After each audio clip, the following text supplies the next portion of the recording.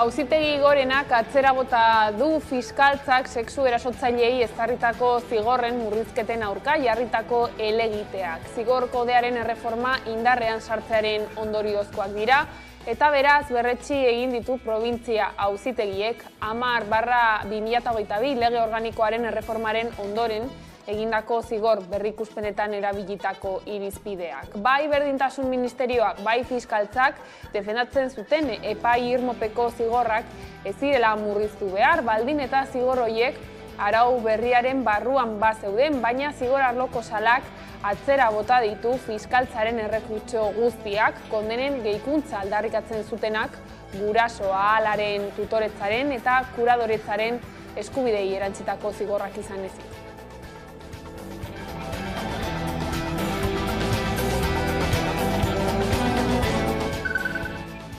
Gabon, indarkeria matxista molderen bat salatzen duten emakumeek polizia etxeetan jasaten duten tratu desegokia kezka iturri da aspalditik biktima taldeen eta eragile feministen artean. Eusko Jaurlaritzako Segurtasun Sailak ere jaso ditu ertzainen jarrera desegokien inguruko kexak eta arau hausteak izan direla onartu du barne prozesuetan. Are ebazpenetako batek gogora ekarri du ertzaintzaren araudietan nabarmentzen dela bortizkeria matxistarekin lotutako salaketetan tentuz hartatu behar direla biktimak, baita empatiaz jokatu ere. EAEko arartekoak ere kezka agertu du gai horrekiko. Atzo bertan argitaratutako ebazpen batean biktimekin ari diren ertzainek empatiaz jarduteko neurriak eskatu ditu. Bilboko bi ertzain etxeetan sexu eraso bat salatzera joandako emakume baten kexaren harira egin du eskaera arartekoak. Praxi okertzat jo du hori guztia.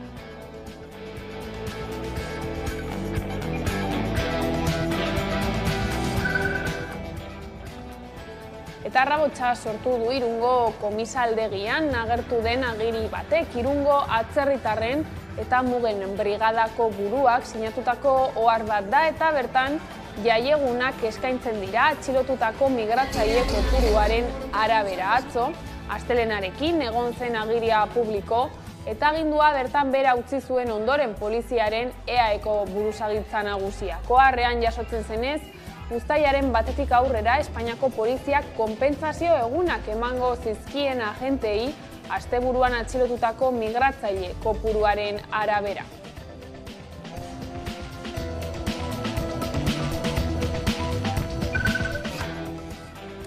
Eta ertzaintzako sindikatuek premiaz biltzeko eskatu diote Erkorekari. Ura karrotuta daude oraindik ertzaintzan. Atzo, Eusko Jaurlaritzako Segurtasun Sailburuak esan zuen, ertzaintzako Erne esan Euspel eta SIPE sindikatuak beldurtu dituela ertzainak borrokan plataformak eta negoziazio mahaitik altxatzera behartu zituela. Gaur ordea, sindikatu horiek Erkorekari egotzi diote 4 sindikatuak ataka estuan jarri izana eta eskatu diote premiaz bilera bat egiteko.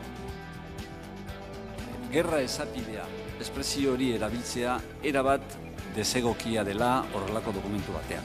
Eta are gehiago oraindik lehendakariari zuzendutako dokumentu batuen.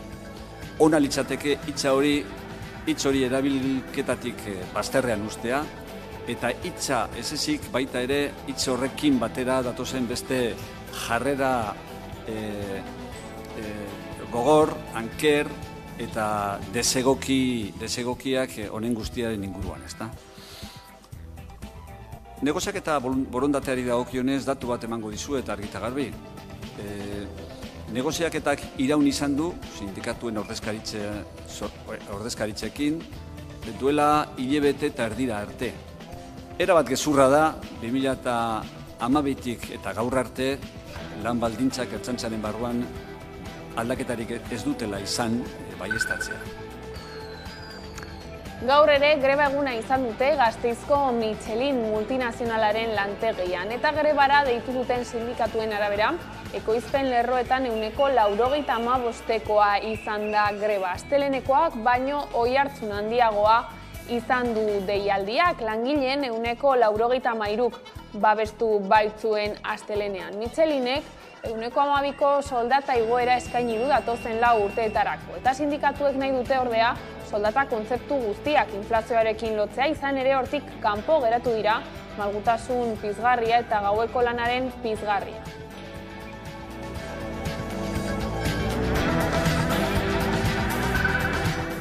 Eta Ipar Euskal Herrira salto, Frantziako Asambleak ez du eztabaidatuko erretreta 62 urtera itzultzeko proposamena. Asambleako presidenteak baieztatu du blokeatu egingo duela bihar Liot taldearen eskaera. Gobernuaren aurkako zentsura mozio bat iragarri du Frantziako intsumisoak. Atzo protesta eguna izan zuten Ipar Euskal Herrian eta Frantzian eta mobilizazio jendetsua egin zen Baionan. Egia da eta azpimarratu behar da gainera erreforma hori ez dela inoiz bozkatua izan. Beraz ez Frantses Asambladan ez eta senatuan, eta hor, beraz, Liot taldeak egia da proposatu duela, hori alternatiba gisa hori egitea. Baina goizean, Frantses Asamblada Nazionaleko lehendakariak ekrandu argiki telebistan elkarrizketa batean, lehen artikulua ez zutela eztabaidatuko bihar, kenduko duela beretzat antikonstituzionala delako, eta beraz, lehen artikulu hori da adinaren kontuarena. Konturatzen gira beraz berriz ere, ebatxiko dutela azken finean eztabaida politikoa eta bozkatzeko aukera. Beraz, ebasten dutela berriz ere, ezakit zenbat garren aldikotz, demokraziaren ariketa egitearena. Maialen Iriartek gaur agerraldia egin du eta Gipuzkoaren gobernagarritasunarekiko akordioa proposatu die EAJ, PSE eta Elkarrekin Podemos Gipuzkoarrei etorkizuneko proiektu partekatu bat eskaintzeko tresna izan nahi dutela adierazi. Aurrez aurre ditugun egoera konplexuei erantzuteko ezinbestekoa izango da, esan dizuedan bezala, erakunde eragile eta herritarren elkarlana eta konpromisoa, badaudelako hainbat eta hainbat erronka, paperak osongi jaso ditzakeenak, baina gero alabeharrez guztien konpromisoa eta guztien lankidetza beharko dutenak, lurraldearen indar komunitarioa beti izan da bermea Gipuzkoan eta etorkizunean ere horrela izango delakoan gaude. Herritarrei begietara erantzuteko eta segurtasuna emateko garaia da, eta horregatik berresten dugu Euskal Herria Bildu, Eusko Alderdi Jeltzalea, PSE eta Elkarrekin Podemos alderdien arteko gobernagarritasun akordio proposamena, garaiko erronkei erantzun ahal izateko.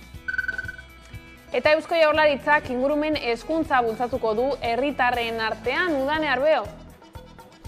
Jaurlaritzak ingurumen hezkuntza bultzatzaren eta herritar guztiengana hedatzaren alde egin du eta ez soilik enpresen, instituzioen edota hezkuntzaren arloan. 6 lerro estrategiko zehaztu dituzte eta honako gai hauek jorratuko dituzte. Jasangarritasunerako ingurumen hezkuntzaren arloko berrikuntza, prestakuntza, gaikuntza eta ezagutzaren kudeaketarako zentroaren sorrera, hezkuntza agenda 2030aren aldeko bultzada eta ikastetxe jasangarrien zigilua, bestalde eraldaketa digitala jasangarritasunerako ingurumen hezkuntzaren kanal digitalaren bitartez, hezkuntza komunitatearen parte hartzeko tresnen garapena edota bestalde ikastetxe jasangarrien edapena eta hezkuntza planekin konektatzea eta lerrokatzea. Helburuen artean dute euskal herritar guztiak jasangarritasunaren kultur berri honen trantsizioan bultzatzea eta horretarako Arantxa Tapia Jaurlaritzako ingurumen sailburuak adierazi ditu honakoak. Kalitatezko antolamentu eta hezkuntza eredu berrien garapenean jarri genuen gure begirada, gure arreta eta hezkuntza ez formalaren eremuari lehentasuna eman diogu. Larrialdi klimatikoaren eta gainerako ingurumen erronken kudeaketa integrala eginez eta aukerak aztertuz eta baliatuz. Eta kulturan 12 orduko jazz ekitaldia antolatu dute Gasteizen 46. jazaldiaren harira.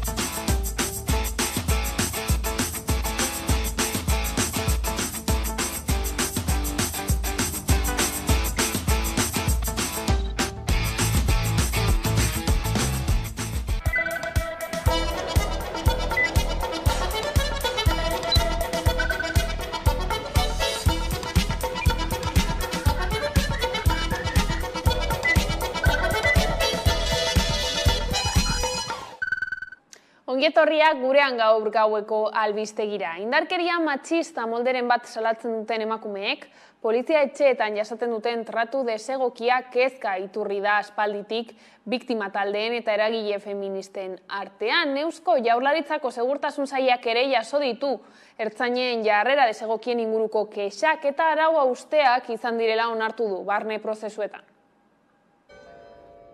Maiatzaren 28an Maialen Mazonen gorpua aurkitu zuten Gasteizko aparta-hotel batean. Bere bikotekide ohia atzilotu zuten Zaragozan ihes egiteko nahian.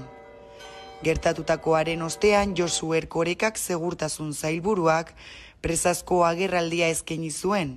Bertan adierazi zuen ez zela erraza bere burua arriskuan ikusten ez zuen biktima bat babestea. Astearte honetan sailburua berriz azaldu da gertakariaren zehetasun berriak azaltzeko. Erkorekak aitortu du erakundeak ez direla gauza izan biktimaren bizitza bermatzeko eta babesteko. Argi dago erakundeak hor huts egin dugula. Esan dudan moduan, huts hori, gure ustez, komunikazio huts ezberdinen konkatenazio baten ondorio dira eta ertzaintzak bere lana egingo du, aztertzeko zer gertatu den, zertan gure protokoloak, prozedurak hobetu daitezken. Horrez gain azaldu duenez, ertzaintzak indarkeria matxista pairatu duten emakumeen arrisku maila neurtzeko erabiltzen duten EBA sistema berrikusteko lanetan dabiltza. Hori bai, azpimarratu du, Gasteizko hilketa matxistaren aurretik hasi zutela. Bestalde, arartekoak neurriak eskatu ditu biktimekin diharduten ertzainak enpatia saritzeko. Zenbait kasu aurkeztu ditu arartekoak, azpimarratzen dute kasu horietan ertzainek jokabide okerra izan dutela biktimekin, enpatia ez azalatzen du hain zuzen ere. Besteak beste emakume batek salatu zuenez, Durangoko ertzainetxera salaketa jartzera joan zen genero indarkeriagatik, baita babes neurriak eskatzera ere. Hartatu zuen ertzainak uko egin zion babes neurrien eskaera tramitatzeari, lesio fizikorik ez zegoela argudiatuta. Behin eta berriz saiatu zen, eta zenideak galde egin zion idatziz adieraztea ez zuela eskaera bideratuko. Soilik orduan onartu zuen ertzainak tramitea egitea. Salatzailearen kexaren ondorioz polizia zigortu zuten. Nafarroako gobernuak sexu erasoen aurkako kanpaina aurkeztu du gaur, auzoetako eta herrietako jaien denboraldia hasi berritan. Erasotzaileek Stop izenburuko kanpaina da eta Aimar Oroz futbol jokalaria, Kutsi Romero abeslaria eta Unai Laso pilotaria dira protagonistak. Emakumeen eta gizonen arteko errespetuzko eta berdintasunezko jai eredua aldarrikatu dute hirurek kanpainako iragarkietan. Berdintasunaren Nafarroako institutuak ondu du kanpaina. Hango zuzendari kudeatzaile Eba Isturizek oso positibotzat jo du kirolaren eta kulturaren hiru erreferente berdintasunaren alde publikoki agertu izana. Ez da bortxatzea. Gure jaietan, erasotzaile sexistek ez daukate lekurik. Bestalde, soilik baietz da baietz legeari helduta, indarkeria matxistagatik ezarritako hainbat zigor murrizteko helegiteak jarri dituzte hainbat probintzia auzitegietan. Eta irizpideak askotarikoak izan dira, hoiek ebazteko orduan. Murrizketen aurkako doktrina esartzaldera, Espainiako fiskaltzak helegiteak jarriak zituen zigorrak apaldu dituzten ebazpenen aurka eta horiei buruz deliberatu du saio monografiko batean Espainiako auzitegi gorenak.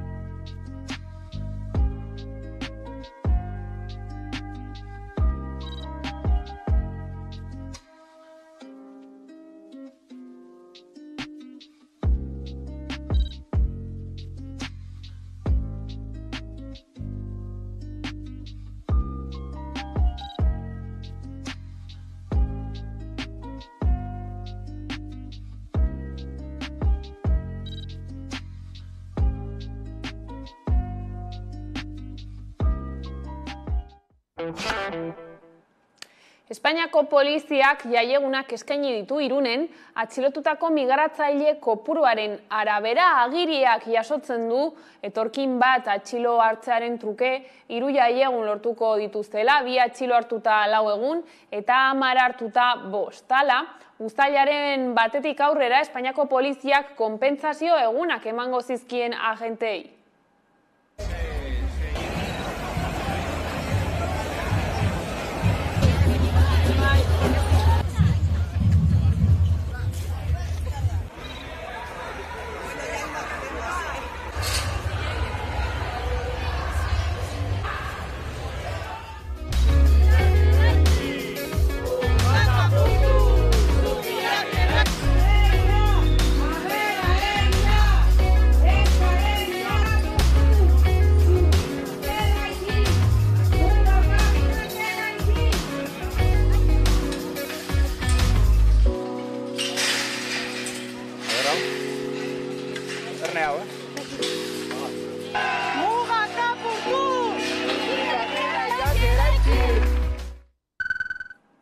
Migrazioaren harira ere Txefi Roko Labeko idazkaritza antirrazistako kidea elkarrizketatu dugu gaurkoan 11 telebistan. Rokoren esanetan langile migratu eta razializatuen egoerari erantzuteko tresna sindikala izatea da beren helburua eta ezinbestekotzat jo du antiarrazismoa mundu osoan gertatzen ari den eskuinaren gorakadari aurre egiteko.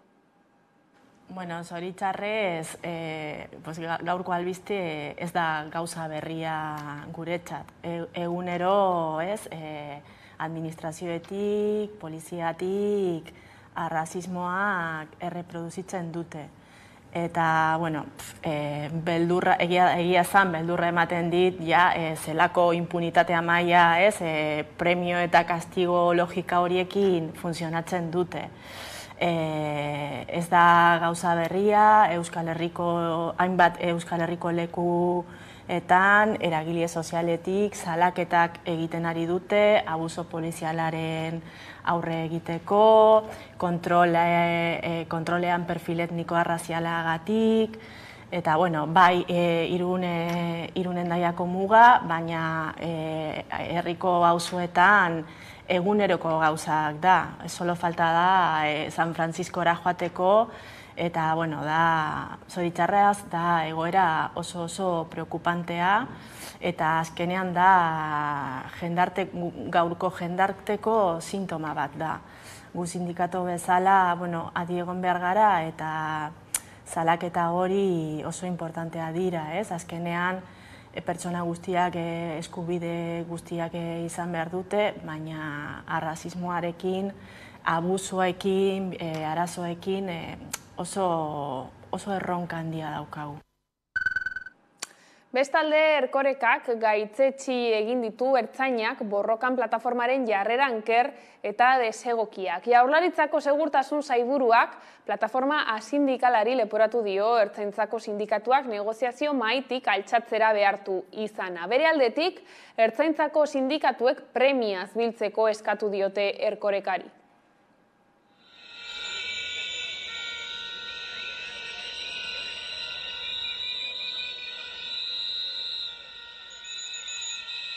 Gerra esapidea, espresio hori erabiltzea, erabat desegokia dela horrelako dokumentu batean. Eta gehiago oraindik lehendakariari zuzendutako dokumentu batuen. Ona litzateke hitz hori erabilketatik bazterrean ustea, eta hitza ez ezik baita ere hitz horrekin batera datozen beste jarrera gogor, anker, eta desegokiak honen guztiaren inguruan, ezta? Negoziaketa borondateari dagokionez datu bat emango dizu eta argi eta garbi. Negoziaketak iraun izan du, sindikatuen ordezkaritzekin, duela hilabete eta erdira arte. Erabat gezurra da, 2012tik eta gaur arte, lan baldintzak ertzaintzaren barruan aldaketarik ez dutela izan baieztatzea.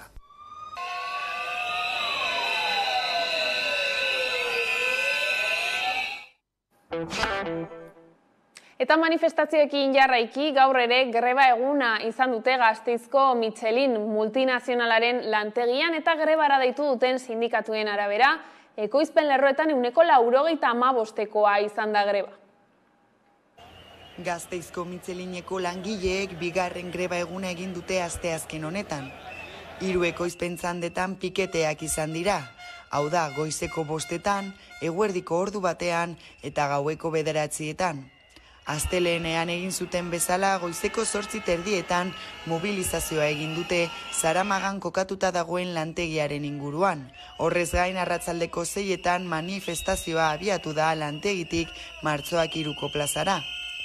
Lehenengo greba eguna ekainaren 5ean izan zen eta 193ko jarraipena izan zuen.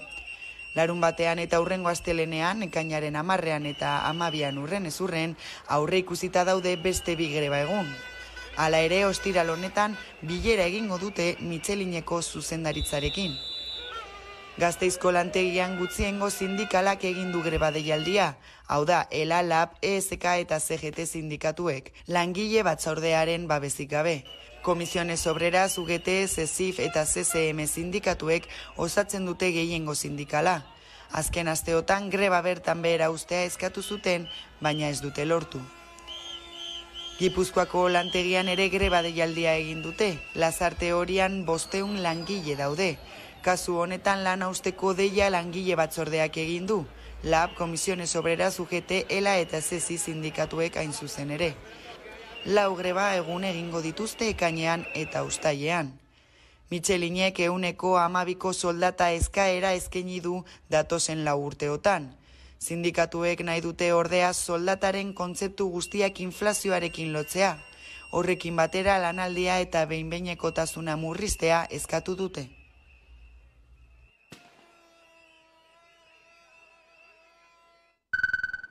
Eta Ipar Euskal Herrian, Frantziako Asambleak ez du eztabaidatuko erretreta 62 urtera itzultzeko proposamena. Asambleako presidenteak baieztatu du, blokeatu egingo duela Liot taldearen eskaera.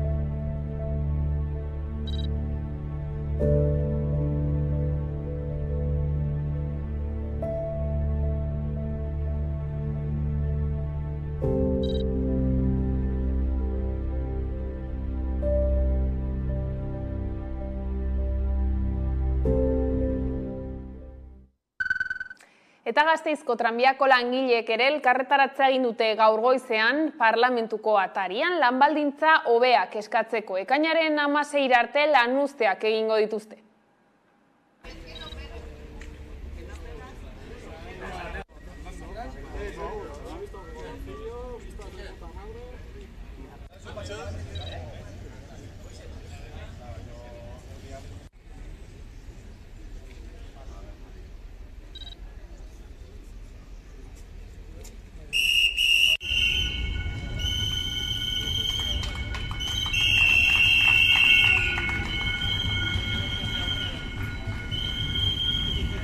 Azkenean negoziatzen ari gara lantxanda berriak salburuako luzapenarekin eta enpresak orain arte egindako proposamenekin ez gaude guztiz ados eta orduan hori dela eta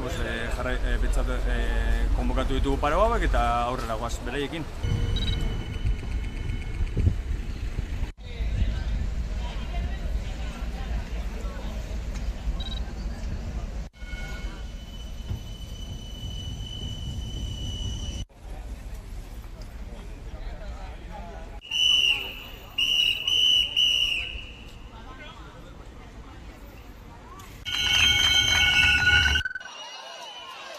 Bizilagun bat etxegabetu dute Hernanin eta ertzaintza oldartu egin zaie etxebizitza sindikatuak eta kontseilu sozialistak deituta kaleratzea eragozten saiatu diren herritarrei. Gutxienez, pertsona bat atxilotu dute eta hainbat lagun zauritu. Kontseilu sozialistak sare sozialetan salatu Hernaniko udalak ez diola kaleratutakoari alternatibarik eskaini. Hernanin ehunka etxe huts dauden arren. Udalak berriz esan du, bere baliabide profesional guztiak prest daudela kaleratutakoari irtenbide bat eskaintzeko eta kaleratutakoak orain arte uko egin diola horri. Baina etxegabe geratu ostean onartu duela udalaren gizarte zerbitzuekin batera aritzea eta bihar egingo dutela horretarako lehen bilera.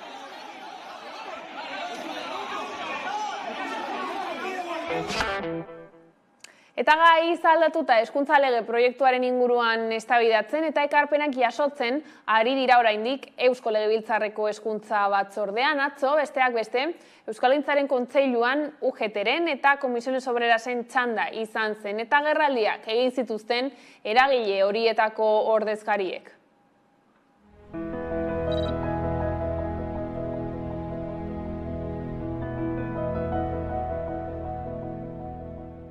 Bokazioa eta egiteko modua eta bidea izan dela hezkuntzako eragile nagusiekin hizkuntzaren korapiloa askatzen saiatzea. Zer esan nahi du euskara ardatz izateak? Zer esan nahi du euskararen inguruan artikulatuta egoteak? Uste dugula definiziorako garaia dela eta guk dakarkiguna orain arte hezkuntzako eragile nagusiekin eta gehiengo sindikalarekin adostutakoa dela. Ekitate ariketa bada eta justizia ariketa bada. Eta justizia ariketa da herritar guztiek eskubidea dutela bi hizkuntzak ezagutzeko eta hezkuntza sistemak hezkuntza eskubide hori bermatuko badu. Hezkuntza sistemak tresnak eman behar dizkie herritarrei bi hizkuntzen jabekuntza egokia izan dezaten eta gero beraiek erabakiko dute zein hizkuntzatan biziko diren.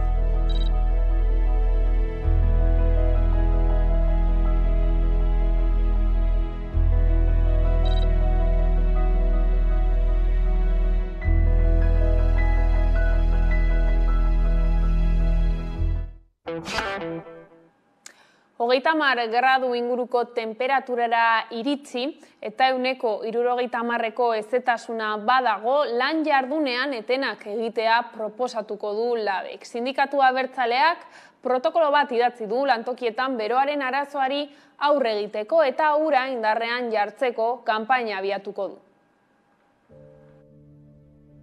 Gero eta ugariagoak dira beroaldiak eta ondorioz, temperatura altuek dituzten arrisku faktorea handitzen ari da. Hala, bero-boladen aurrean ekintza sindikala aurrera eramateko gida aurkeztu du LABek. Urteak gero eta egun bero gehiago ditu eta horiek gainera beroagoak dira. Eta lehorteen bero-boladen eta bapateko temperatura aldaketen arriskua biderkatzen ari dela. Egoera horren aurrean, LABek erabaki du beroagatik lanean sortzen diren arriskuetan arreta gehiago jartzea.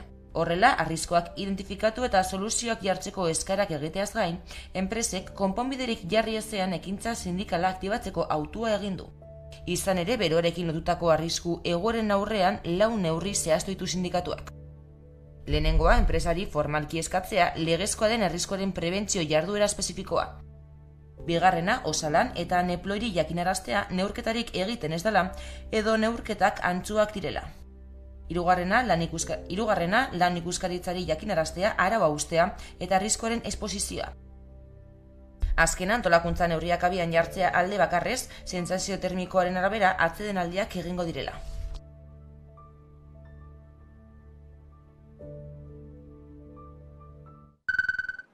Nafarroan ere berora prestatzen ari dira eta 36 gradutik 34 gradura jaitsiko da beroagatik osasun alerta.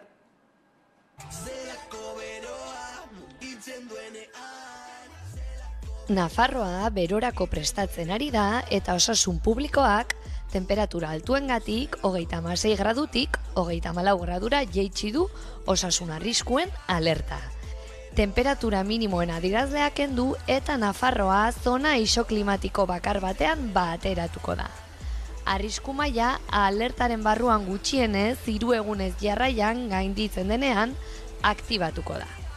Osasun publikoko adituek temperatura altuengatiko krisi gabinetea osatzen duten sail eta erakundeekin egin zuen bileran planak Nafarroan aurten izango dituen berrikuntzak zehaztu zituen. Orain arte, Nafarroan bi eremu isoklimatiko zeuden, iparraldea eta erdialdea eta Ebroko herribera. Lehendabizikoak temperatura altuengatiko arrisku atalean, maksimoa 36 gradutan zegoen eta minimoan 18 gradutan markatua. Eta bigarrenak aldiz, 36 gradu eta 21. Plan berriak, temperatura minimoak ezabatu eta Nafarra osoa, zona isoklimatiko bakar batean bateratuko du. Hau da, arrisku atal bakarra, 34 graduko temperatura maksimoa izango da Nafarra osoan. Halaber, Espainiako Ministerioaren jarraibidei jarraituz, temperatura altuengatiko alertak aktibatuko dira, temperatura maksimoaren aurreikuspena gutienez 3 egunez jarraian denean. Gogora dezagun, 2022ko udan 11 alerta aktibatu zirela Nafarroan. 114 arreta izan zirela beroagatik eta 9 hildako temperatura altuengatik. Uda honetan ere, hainbat bero bolada izango direla aurre ikusi da. Eta Nafarroatik mugitu gabe atzo arratsaldean, Geroa Baiko eta PSN-ko ordezkariak ordu betez bildu ziren parlamentuan. Bilkura amaituta, pozik azaldu zen Uxue Barkos Geroa Baiko eleduna. Komunikabidei azaldu zien, sozialistak prest daudela Nafarroako parlamentuko hurrengo lehendakaria berriro ere Geroa Baiko hautagaia izateko. Gainera, Barkosen arabera, PSN kontzat jo du legebiltzarreko mahaiak Nafarroako aniztasuna aintzat hartzea eta ondorioz horrek esan nahi du mahaiko kideetako bat EH Bildukoa izango dela. Txibitek eta Barkosek parlamentuko mahaia sortzeko alegina egin dute, eta Geroa Bai Nafarroako parlamentu berriaren burua izatea hitzartu dute. PSNek azken 4 urtetan bezala Nafarroako parlamentuko presidentziari uko eginen dio eta Geroa Bairen esku utziko du. Seguimos trabajando y avanzando en todos los contenidos en torno a una reedición de las instituciones y del gobierno que dé continuidad al inicio de la pasada legislatura. He de decir que hemos recibido con satisfacción el hecho de que el PSN haya reconsiderado su posición en una cuestión doble e importante como es la pluralidad de la mesa del Parlamento. Legealdi berrian foru gobernua berrargitaratu nahi du PSNek, zurekin Nafarroa koalizioarekin batera. Bildurekin negoziatu nahi ez badu ere, edozein kasutan, prozesua burututa bere investidurako EH Bilduren abstentzioa beharko luke Txibitek. El Partido Socialista va a ser generoso de cara a llegar a un acuerdo y, por lo tanto, pues les hemos trasladado que el Partido Socialista cede la presidencia del Parlamento a Geroa Bai, como digo, en aras a llegar a un acuerdo y en avanzar en la consecución de ese acuerdo. Ekainaren 16an erabakiko dituzte taldeek parlamentuko mahaiko bortzkideak. Lehendabizi, lehendakaria. Ondoren, 2 presidente ordeak eta azkenik 2 idazkariak.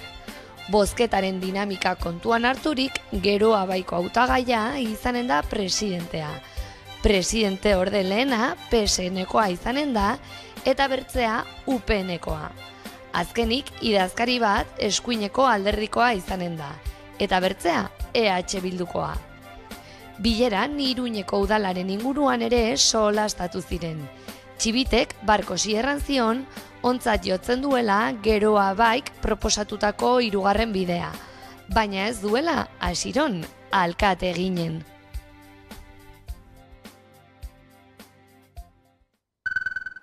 Eta gure eskuk, Frantziako turrean Euskal Herria bere etorkizuna erabaki nahi duen herria dela erakusteko deia egin du. Uztailaren 1, 2, 3 eta 5ean Frantziako turra Euskal Herritik igaroko da, eta turraren nazioarteko oihartzuna aprobetxatuz, Euskal Herria 7 lurraldez osatutako herria dela aldarrikatzea du helburu ekimena. Ildo horretan, gure eskuk Euskal Herritik mundura izeneko ekimena antolatu du.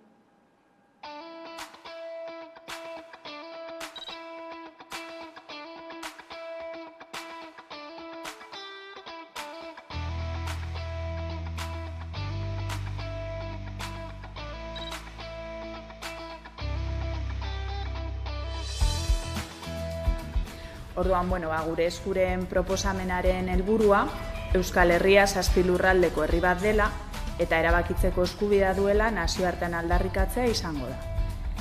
Erronka globalei erantzuteko burujabetza osoa behar duen herria gara, arloz arlo gizarte ekimenez ere eredu propioak garatzeko gaitasuna behin eta berriz erakutsi duena. Eta hori erakusteko probestu nahi dugu turreak nazioartean duen oihartzuna.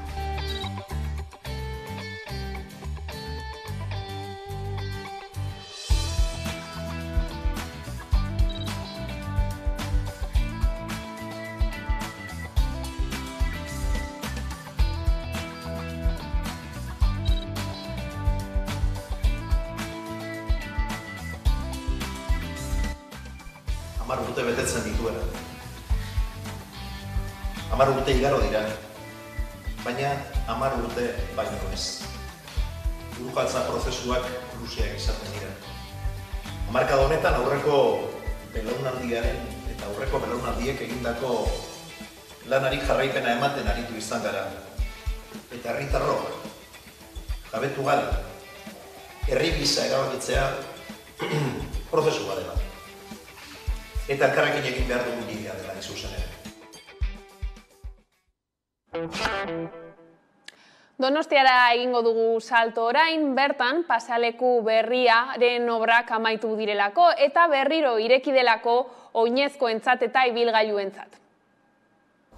Azken ukituak eman da, ibilgailuentzat eta oinezkoentzat ireki dute Donostiako pasealeku berria, hemen ikus dezakezuen bezala, goizean goizetik herritar pila ibili da eta baita ibilgailuak ere, aparkalekuak ere herritarren eskura jarri dituzte.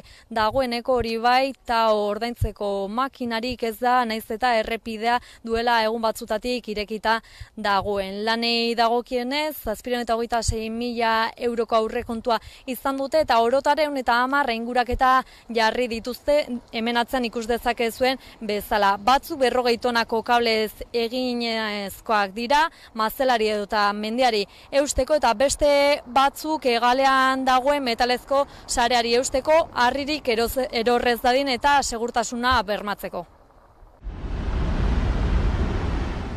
Donostialdeko pasealeku berriari buelta emateko ohitura zuten herritarrek berriro egin dezakete, ibilbidea 4 hilabetez itxita egon ondoren. Otsaiaren 6tik ekaina hasiera arte itxita izan da, ibilbidearen erdialdean mendiegala sendotzeko lanak direla eta. Azken ukituak amaitu ondoren, ibilgailuen eta oinezkoen joan etorria ireki da berriz ere erdiguneko ibilbide horretan. Mendi mazela ez egonkorrena indartu dute, azken urteotan arket jausiak izan baitira eta hormigoizko behin-behineko hormak jarri behar izan dituzte. Horrek daukan helburua da, momentu honetan paseo berrian hormigoizko pareta batekin babestua dagoen gune guzti hori birgaitzea, segurtasun neurriak hartzea eta hormigoizko pareta hori kendua izatea paseo berria bere horretan uzteko. 110 inguraketa jarri dira orotara, batzuk 40 tonako kablez eginak mazelari eusteko, eta beste batzuk hegalean metalezko sareari eutsiz, harririk ez erortzeko. Hori ala hormaren onduan pare bat bolardo jartza baino ez da falta. Datozen egunetan iritsiko direnak, baina gainerako lanak amaitu direnez, pasealeku berria irekitza erabaki da. Bolardo horiek joango diren espazio txikia esituz. Obrak 726.000 euroko aurrekontua izan du, eta hormigoizko horma batez babestuta zegoen 100 metroko luzera zuen zonari eragin dio, erortzen ziren harriek oinezkoengan eraginek izan ez ezaten. Eta guztira 726.000 euroko aurrekontua izango dute dan hauek, eta 20 astetako epea aurre ikusten da. Otsailean hasi ziren lanek biribilgunetik Oteizaren eskulturarako ibilbide ixtea behartu dute, segurtasun arrazoiak medio, baina esan bezala berriz ere ibilgailuen eta oinezkoen joan etorria ireki da behin lanak amaituta. Eta Zubietako erraustegiaren irregulartasunak ikertzeko kanpo auditoria bat egitea proposatu dute. Legebiltzarrean izan da Gorka Bueno Ekopol taldeko kidea eta erraustegiaren inguruan dagoen gardentasun falta salatu du. Udane Arbeo.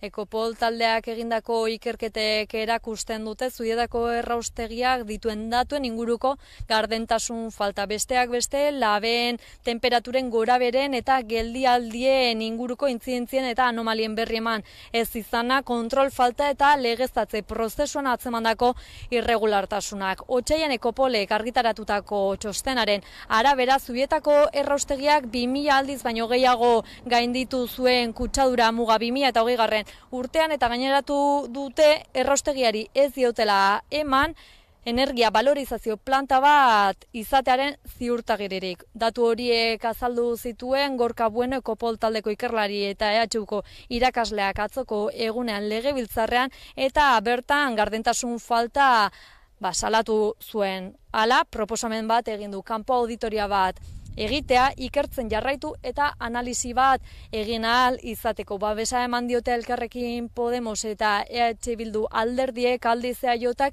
ezbaian jarri du ikerketa horien sinesgarritasuna. Etxekide irabazi asmorik gabeko kooperatibako Maite Belasko eta Begoña Sabada ezagutu ditugu. Bere zahartzaroa nola bizi nahi duten, askatasunez antolatu nahi duten taldea dira, eta Iruñeko Txantrea auzoan martxan jarri duten etxebizitza komunitarioaren proiektuaren berri eman digute.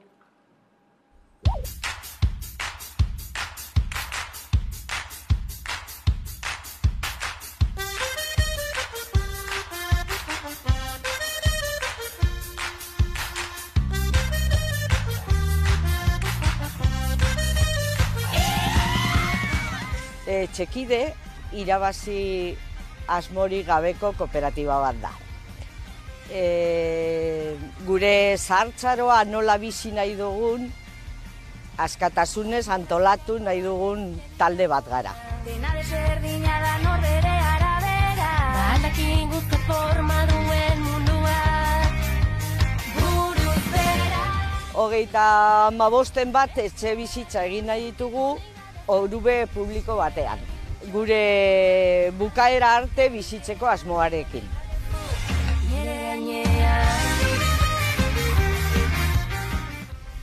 Lurzoroa administrazioarena izango da eta utziko liguke 75 urteetarako gutxi gora bera. Eta kooperatibak egingo du eraikuntza eta izango da eraikuntzaren jabe. Gu ez gara jabeak izango.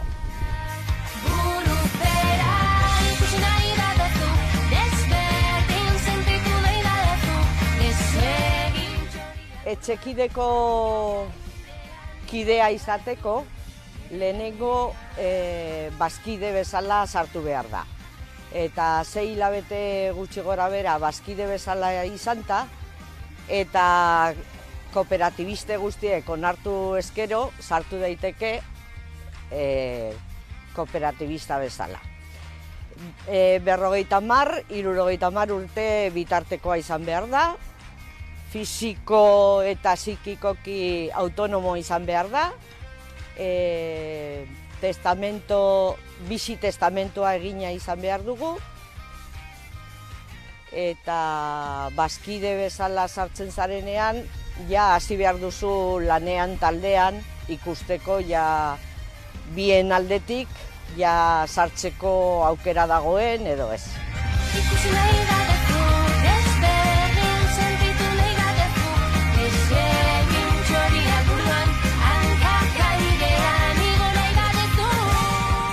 Eraikinean gune pribatuak eta komunitarioak izango ditugu. Pribatuak bizitokiak izango dira eta komunitarioak sukaldea, jangela, egongela, elkarguneak, baratza, loretokigunea eta bar.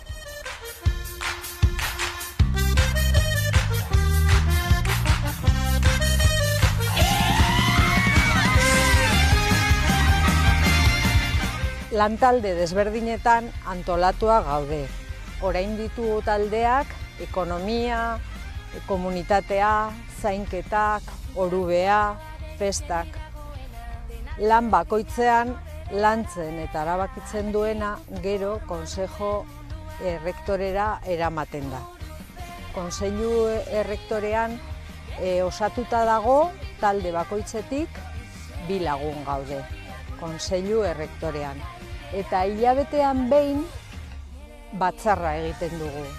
Han eztabaidatzeko eta erabakitzeko lan taldetan landu dena.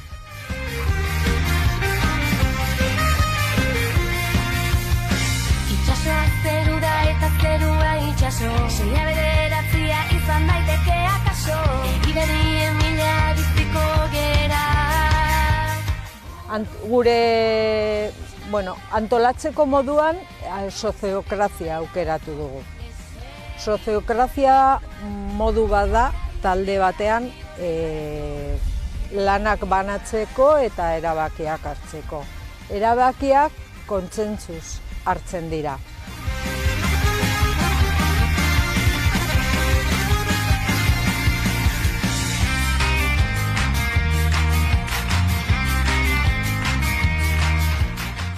Hilabetean 15 ordu emango dugu bolondrez moduan, beharrezkoak diren gauzentzako. Amankomunean ditugun guneak auzoarentzat ere irikitak egongo dira. Asmoa dugu auzo batean bizi eta auzoan ere parte hartu. Orduan, gure guneak irikitak egongo dira eta haien gunera joango gara ere.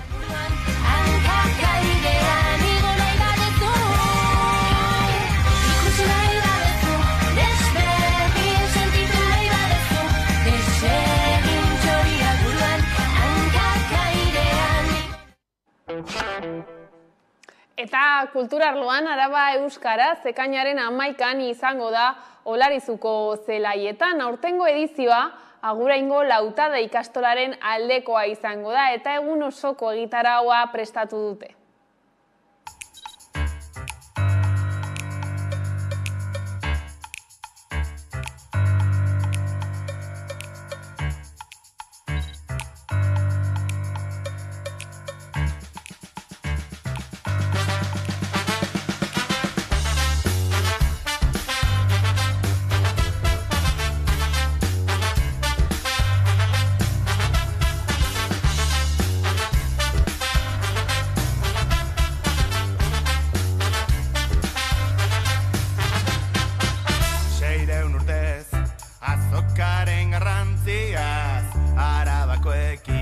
Euskal Herriko erdia, orduko garaiei, heldutako inertziaz denbora luzean auspotu du hizkuntza herria, iparaize gogorra, zerutik dator txingorra, utzi nahian enborra, eta nortasun borborra garai.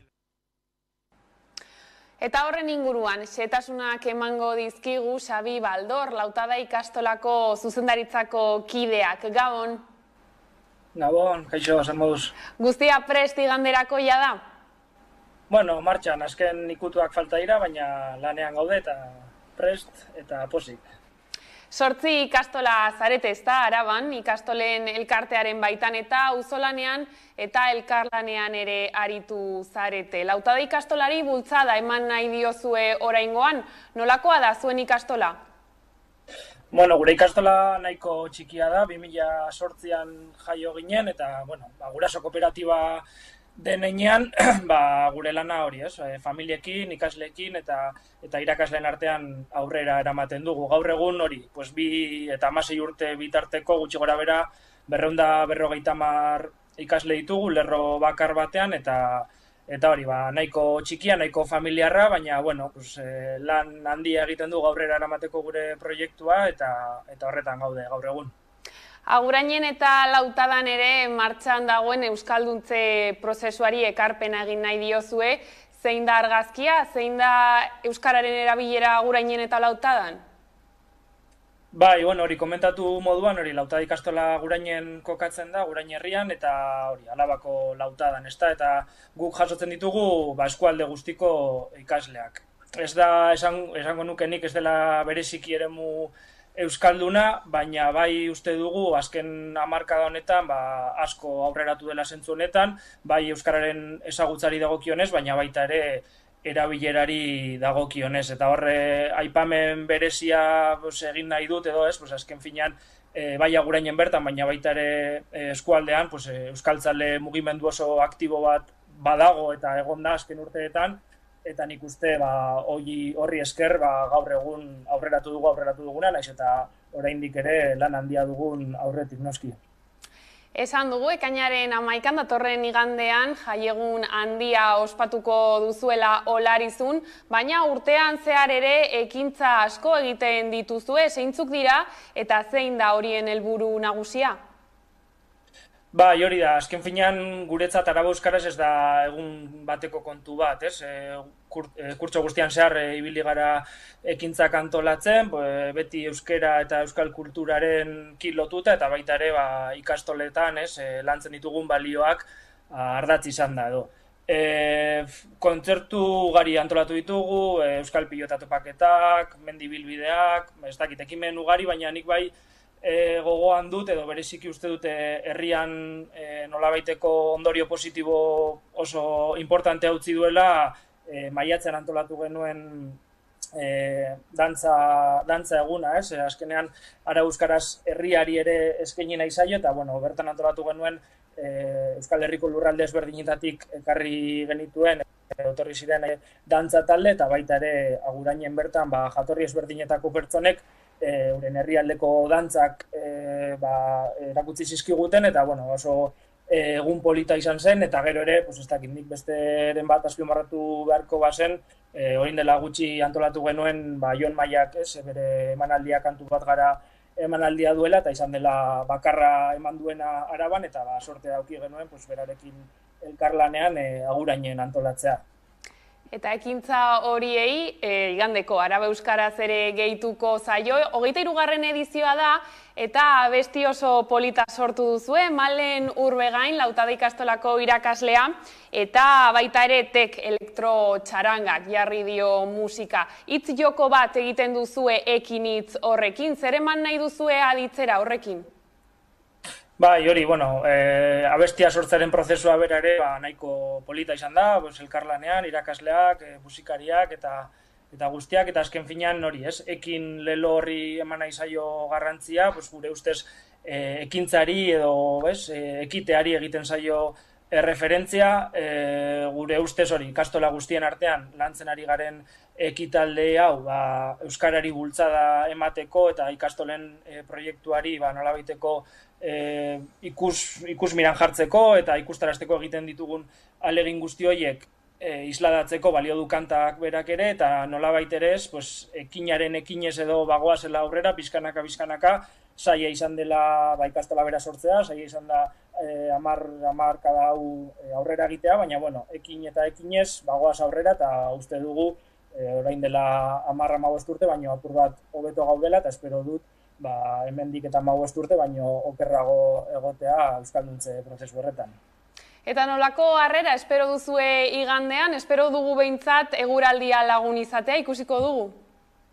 Bai, hori gaude ere apur bat, ordenagailua eta telefonoa egun guztia begiratzen eguraldia errespetatuko gaituen edo ez jakiteko, baina lana falta da, baina egin dugu nahikotxo, nik uste jendea egitarau polita dela eta jendea hurbilduko dela, eta azken finean importantena da hori, bultzada ematea kasunetan Lautada ikastolari, baina baita ere prozesuan zehar nahiko posik egon garen ez beste ikastolekin eta familiekin eta lan egitearen zera, bakarrik falta zaigu igande honetan hori ginda jartzea kurtsosan egindako lanari eta espero dugu jendearen babesa eta laguntza jasotzea.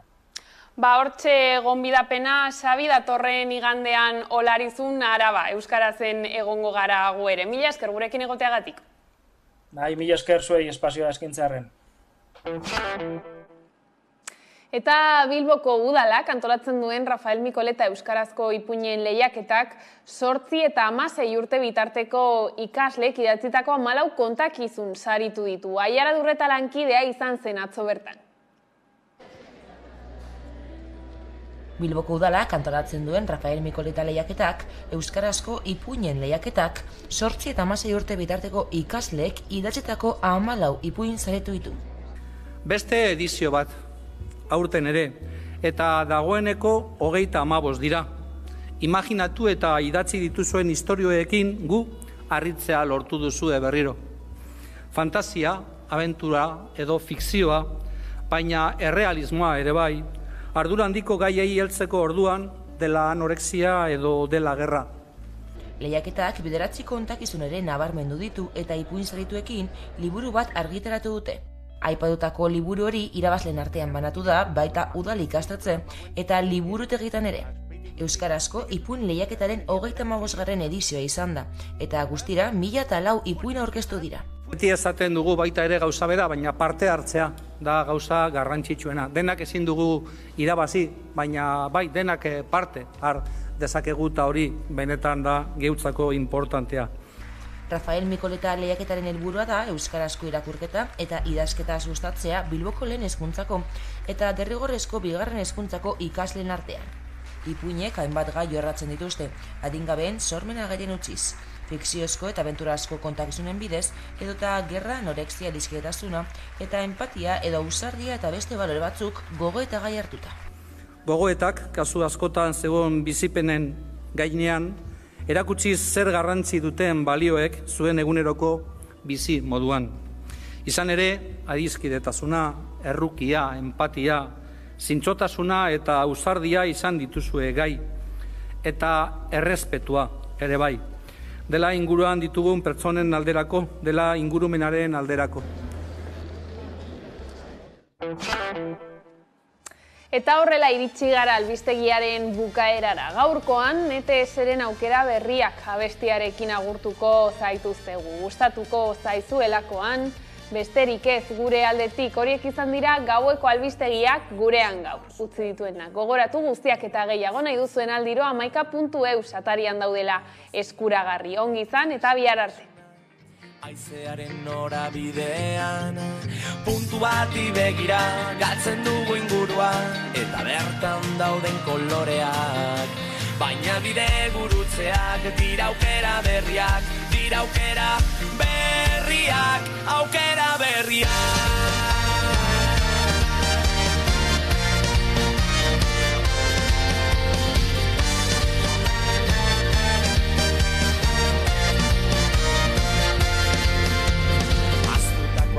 Kasaltzen hasten dira, euren biagoa zenean. Ausardiaren egoak astindu zegan, haizeak lastantzen nau orain. Aldetara begira, sentitu zingurua, eta bertan dauden koloreak. Nire bide gurutzeak, dira aukera berriak, dira aukera berriak, aukera berriak.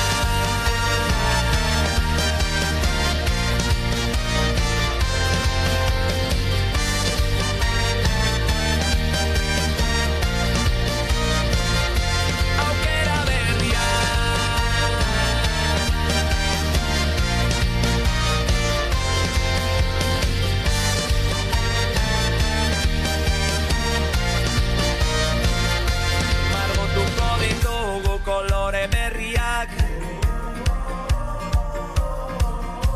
irekiko ditugu batera ateak, margotuko ditugu kolore berriak, horri zuri batetik ipuine derren